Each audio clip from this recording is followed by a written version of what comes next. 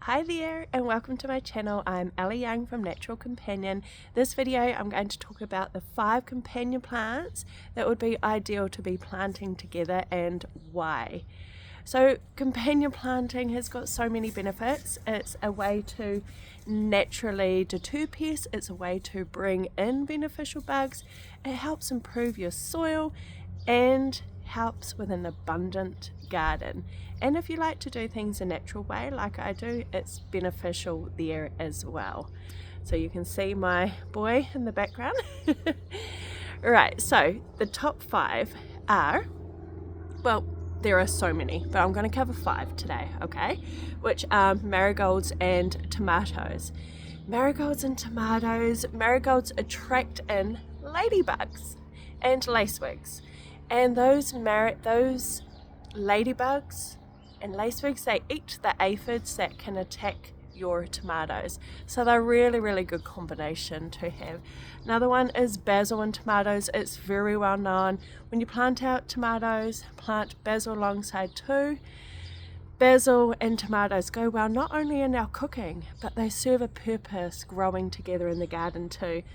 So basil actually repels mosquitoes and flies, and it helps attract pollinators to pollinate your tomatoes with their smell.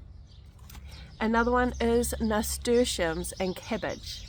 Nasturtiums are one of the ones that I allow to grow pretty much wild. You can hear the birds, it's really sweet. And nasturtiums, they self-seed, they do grow everywhere, but they are really good ones to attract in. They attract predatory beetles.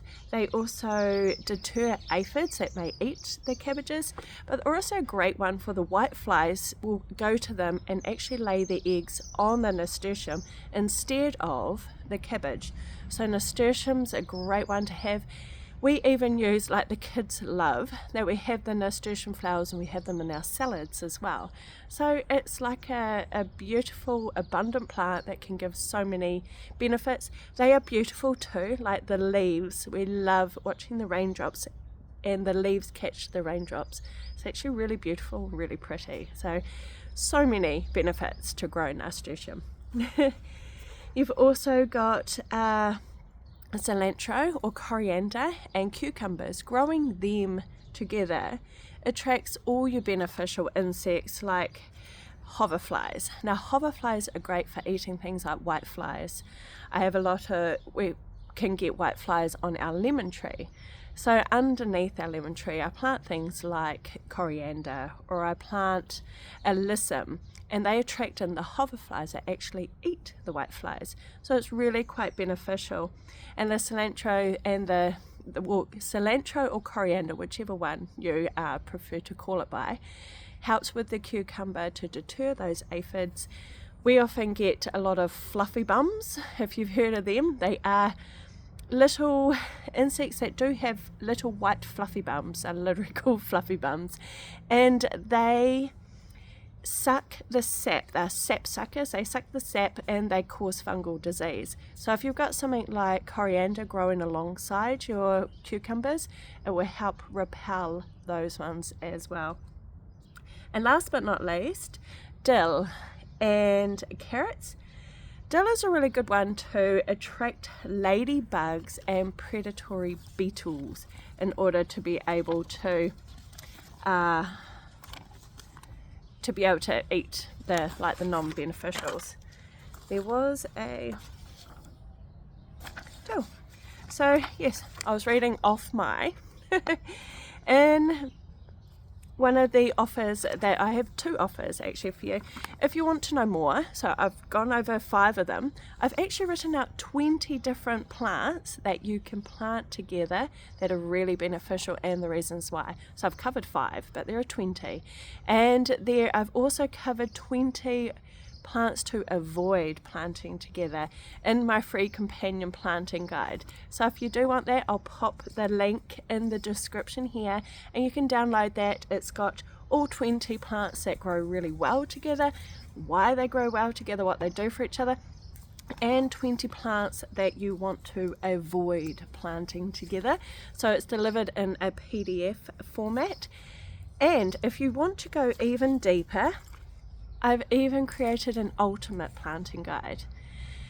The ultimate planting guide includes all of the 20 plants to grow together and 20 plants that you should not, but it also goes in a bit more deeper into the reasons why companion planting is really beneficial. For example, that goes into the 10 reasons why it can be. One of them, for example, is repelling pests, and it goes into which plants, if you want to repel pests, garden pests, if you want to repel them, it goes into the plants that will repel the garden pests. Also goes into if you want to attract in pollinators, it goes into the plants that are really good for attracting that in. Another one, just 3 off the top of my head out of the 10.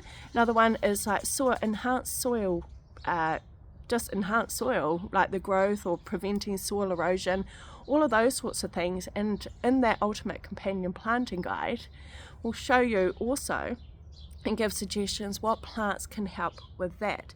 So there are so many advantages of companion planting, so much deeper that a lot is taught. It's one of my greatest passions because all this here, I never ever use any chemicals or any sprays in my garden whatsoever, and my garden thrives.